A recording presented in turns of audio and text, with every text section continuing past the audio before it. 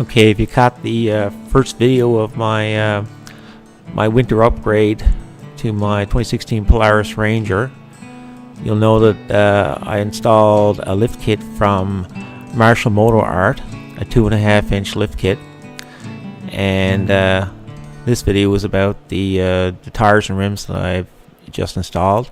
14-inch Sedona rims and 27-inch Sedona Ripsaw tires.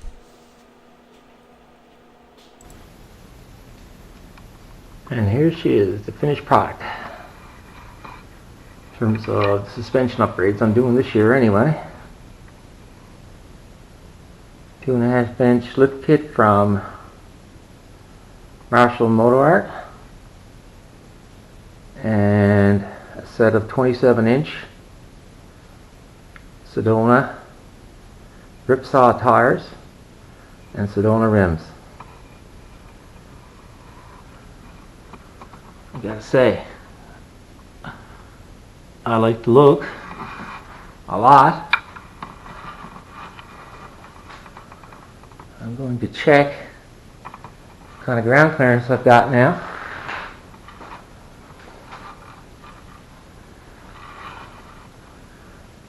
Certainly appears to be more, but I don't think it's what I was hoping for when I started. Of course, I didn't even get the original manufacturer called for a spec was 10 inches ground clearance, and this machine only had 8 inches ground clearance, 8 and an eighth, which I'm assuming means that the springs have sagged or lost some of their strength, and maybe a set of heavy-duty springs might be in my future. We'll see.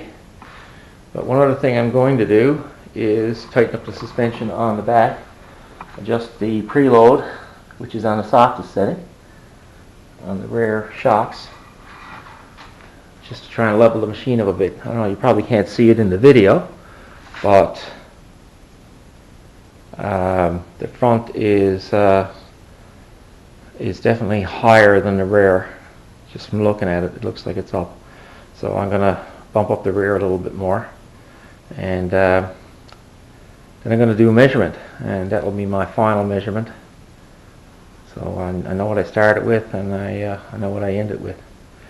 And if anybody wants to comment, I checked online and I found a recommendation, and I looked in my manual, and it said 30 foot-pounds of torque for an aluminum rim on the lug nuts, which seems rather light to me. I don't know if that's right or not, but if anybody wants to comment, maybe tell me what it really should be. I would appreciate it. And there it is, final product. Okay, I started with 8 1/8 inches of ground clearance stock on the rear, and that was with no preload.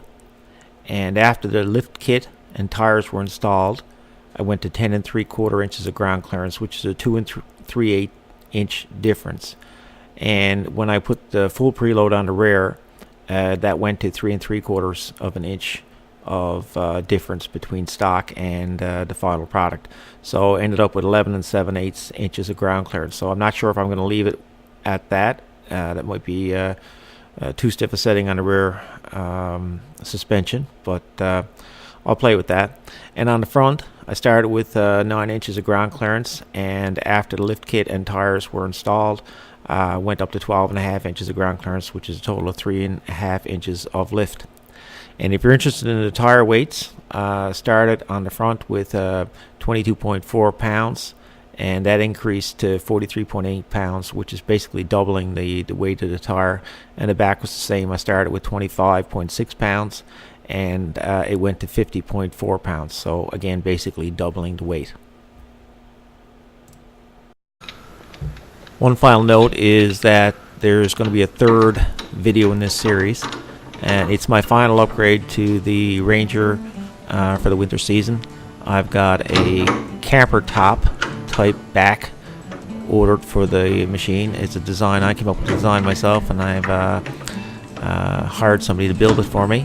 It's going to be a camper top with a rack on the top of that.